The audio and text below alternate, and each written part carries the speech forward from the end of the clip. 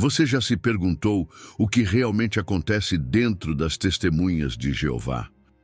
Talvez você já tenha visto seus membros batendo de porta em porta, falando sobre sua fé e distribuindo revistas religiosas. Mas será que você conhece toda a verdade sobre essa organização? O que muitos não sabem é que por trás dessa imagem de devoção e dedicação, existem regras rígidas, histórias ocultas e um sistema de controle que pode surpreender até mesmo aqueles que acreditam conhecer a religião. Há relatos de pessoas que viveram dentro desse sistema e, ao sair, descobriram que a realidade era muito diferente do que imaginavam. Ao longo das décadas, as testemunhas de Jeová cresceram e se consolidaram como uma das religiões mais organizadas e disciplinadas do mundo. Porém, por trás dessa estrutura, há normas e doutrinas que afetam diretamente a vida de seus membros de forma drástica. E o mais impressionante, há informações que dificilmente são divulgadas ao grande público. Mas por que tantos detalhes são mantidos em segredo?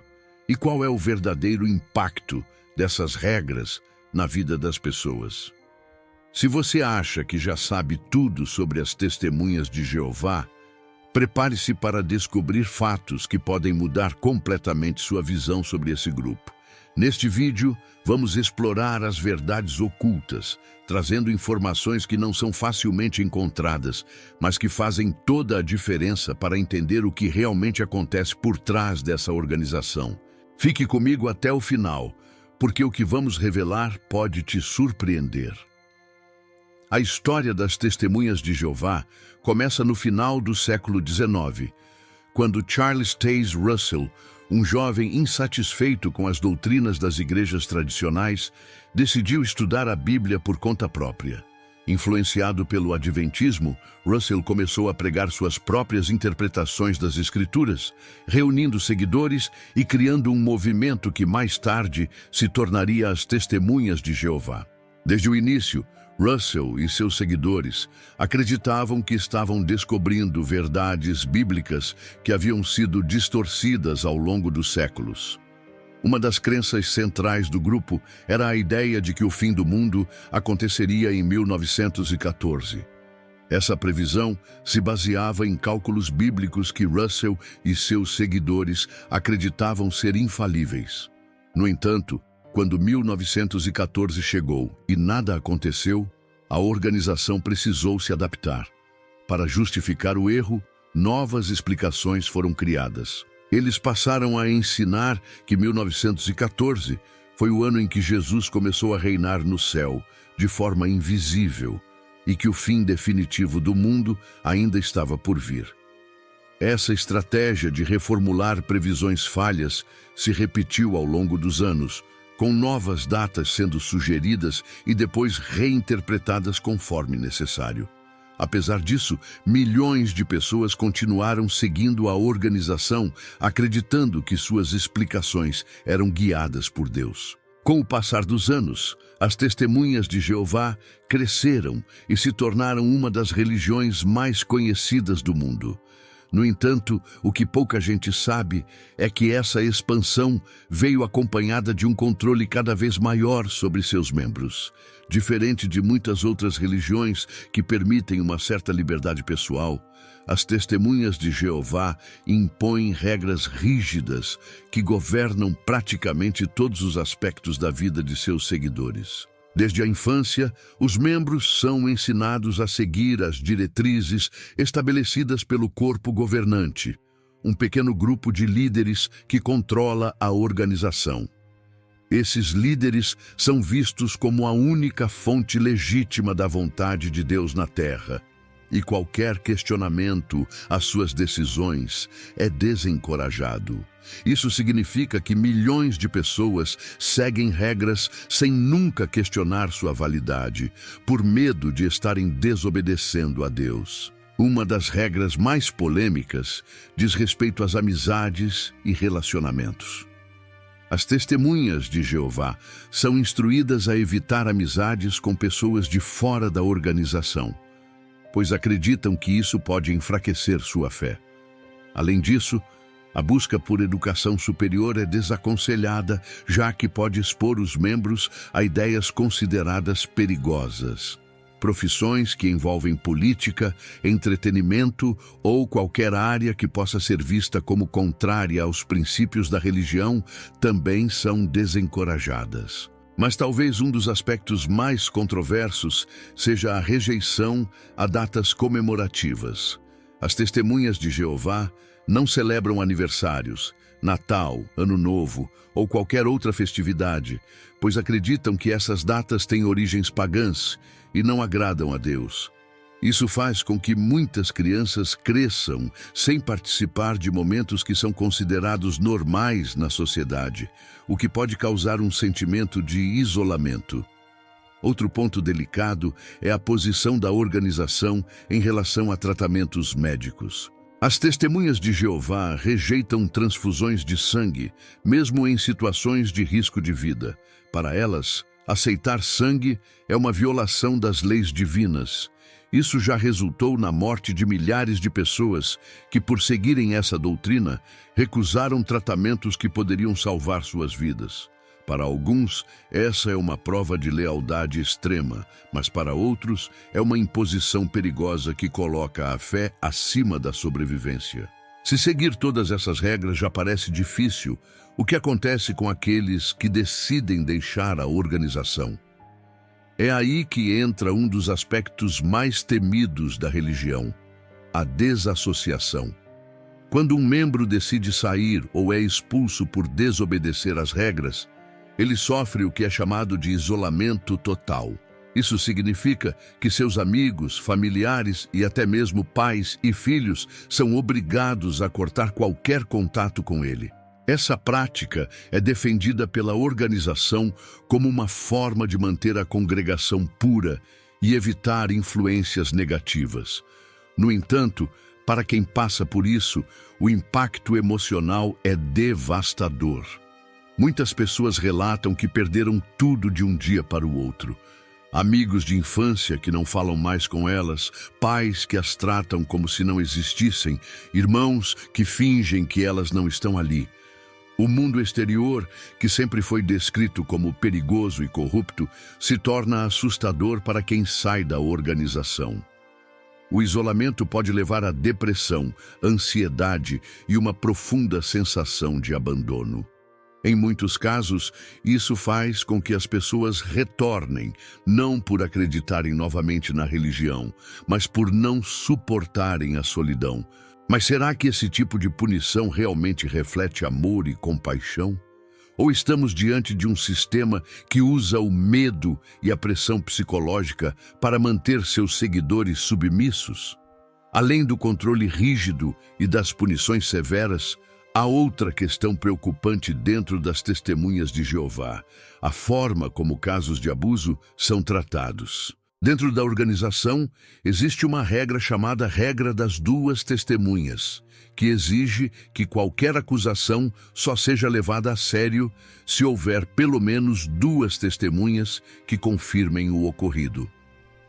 No caso de abusos, isso significa que, na maioria das vezes, os casos não são levados adiante, pois esses crimes raramente acontecem na presença de outras pessoas. O resultado disso é que muitas vítimas são desacreditadas ou pressionadas a permanecer em silêncio para não manchar a reputação da organização.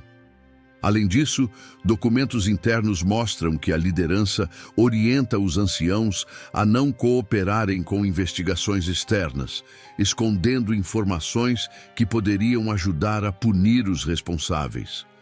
Quando essas denúncias se tornam públicas, a organização se mobiliza para minimizar os danos e impedir que as informações se espalhem. Essa postura cria um ambiente onde a verdade é filtrada e qualquer questionamento é rapidamente silenciado. Mas será que uma religião que prega a verdade deveria ter tanto medo da transparência? As testemunhas de Jeová também têm um histórico de previsões que nunca se concretizaram. No início do século XX, a organização afirmou que o fim do mundo aconteceria em 1914. Quando isso não ocorreu, novas explicações foram dadas, afirmando que Jesus começou a reinar de forma invisível no céu. Em seguida, outras datas foram sugeridas. Em 1925, por exemplo, eles previram a ressurreição de Abraão, Isaque e Jacó, mas essa profecia também falhou. Em 1975, a organização afirmou novamente que o Armagedon aconteceria naquele ano. Essa previsão gerou grande expectativa entre os membros, muitos dos quais abandonaram empregos e venderam bens materiais, acreditando que o fim estava próximo. No entanto, quando 1975 chegou e nada aconteceu, a decepção foi imensa. Muitas pessoas deixaram a organização, sentindo-se enganadas. Para lidar com essa situação, a liderança afirmou que os membros interpretaram a profecia de forma errada e que ajustes no entendimento eram necessários. Essa estratégia de reformular previsões falhas foi utilizada ao longo dos anos para evitar a perda de credibilidade, mantendo os seguidores acreditando que a luz divina estava em constante evolução.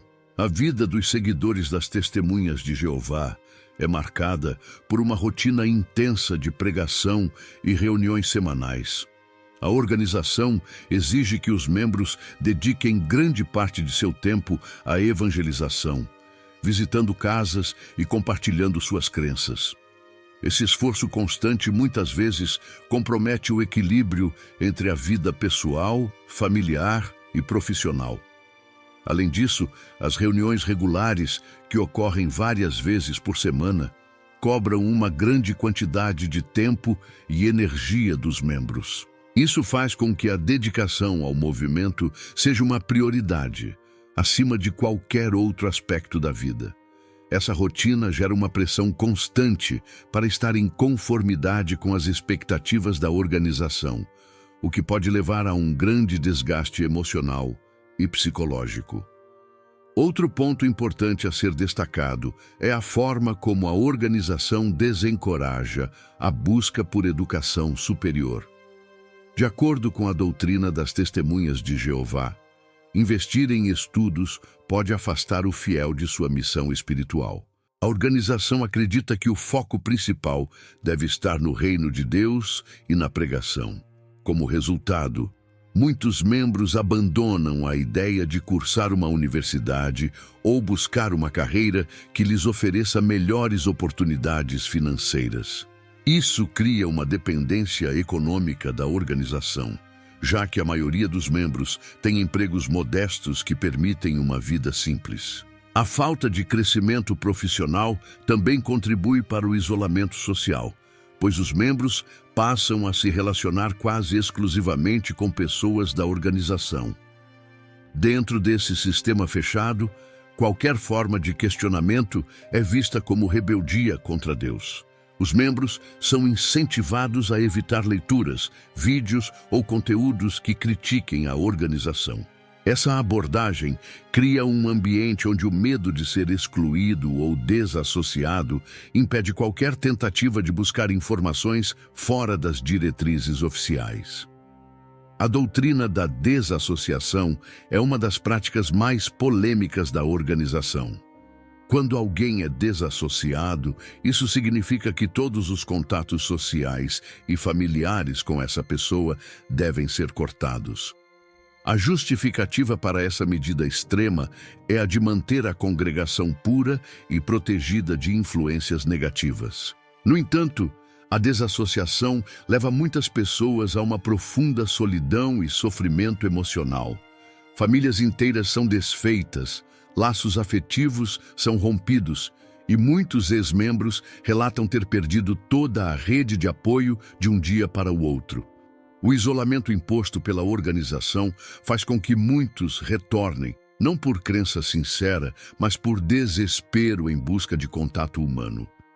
Os relatos de ex-membros que passaram por essa experiência são comoventes. Eles contam sobre a dor de serem rejeitados por aqueles que mais amavam, sobre a dificuldade de reconstruir a vida fora da organização e sobre a sensação de que foram descartados por escolherem um caminho diferente. Em muitos casos, o medo do isolamento social é tão grande que os membros preferem ignorar suas dúvidas e permanecer dentro da organização, mesmo que isso signifique sacrificar sua própria felicidade e liberdade pessoal. Esse controle emocional, baseado em medo e culpa, é uma ferramenta poderosa para manter os seguidores obedientes e submissos. Outro ponto que merece atenção é a forma como a organização lida com acusações de abuso. A regra das duas testemunhas, que exige que qualquer acusação seja confirmada por pelo menos duas pessoas, impede que muitos casos de abuso sejam levados a sério. Essa regra, que pode parecer apenas uma questão de formalidade, na prática, cria um ambiente onde os culpados raramente são punidos. Muitas vítimas, especialmente crianças, são desacreditadas ou pressionadas a permanecer em silêncio para proteger a reputação da organização. Em casos extremos, a organização instrui os anciãos a não colaborarem com investigações externas, ocultando informações que poderiam ajudar a justiça a punir os responsáveis. Quando denúncias de abuso ganham repercussão na mídia, a organização se mobiliza rapidamente para minimizar os danos à sua imagem. A narrativa oficial é a de que qualquer notícia negativa sobre as testemunhas de Jeová é resultado de perseguição do mundo exterior. Os membros são instruídos a não buscar ou consumir conteúdos críticos à organização, reforçando a ideia de que o mundo é perigoso e que somente a organização pode oferecer segurança e proteção. No entanto, a falta de transparência e a postura defensiva diante de denúncias de abusos levantam a questão: será que uma religião que prega a verdade deveria ter tanto medo de expor a realidade? Para muitos, a experiência de viver como testemunha de Jeová é marcada por uma constante sensação de medo. Medo de não estar fazendo o suficiente, medo do Armagedon, medo de ser desassociado e perder tudo o que conhece. Esse medo é utilizado pela organização como uma ferramenta para garantir a lealdade dos membros. Apesar das dificuldades enfrentadas, há histórias de ex-membros que conseguiram reconstruir suas vidas fora da organização. Esses relatos de superação mostram como é possível recomeçar, encontrar novas amizades e descobrir um propósito de vida que não esteja baseado no controle de terceiros. Muitas dessas pessoas falam sobre a liberdade que sentiram ao se afastarem das regras e do controle emocional da organização. Elas compartilham suas histórias para ajudar outros que estão passando pelo mesmo processo, mostrando que há vida após a saída das testemunhas de Jeová e que é possível encontrar paz, equilíbrio e felicidade fora desse sistema. O impacto psicológico de viver sob a pressão constante de seguir todas as regras e de temer a punição eterna é algo que não pode ser subestimado. Muitos membros sofrem de ansiedade, depressão e outros problemas emocionais como resultado dessa pressão. Ao final, surge a questão: até que ponto uma fé pode moldar a vida de alguém sem se tornar uma prisão? Diante de tudo o que foi exposto, fica a reflexão: até que ponto uma religião pode interferir na vida das pessoas sem se tornar um sistema de controle absoluto? Cada indivíduo tem o direito de questionar, buscar respostas e escolher seu próprio caminho. Se esse vídeo trouxe novas perspectivas para você, não deixe de compartilhar com outras pessoas e se inscrever no canal para continuar acompanhando conteúdos que questionam e revelam realidades pouco discutidas. Sua opinião é essencial, então comente abaixo. Agora, escolha um dos vídeos que estão na tela para continuar explorando temas importantes.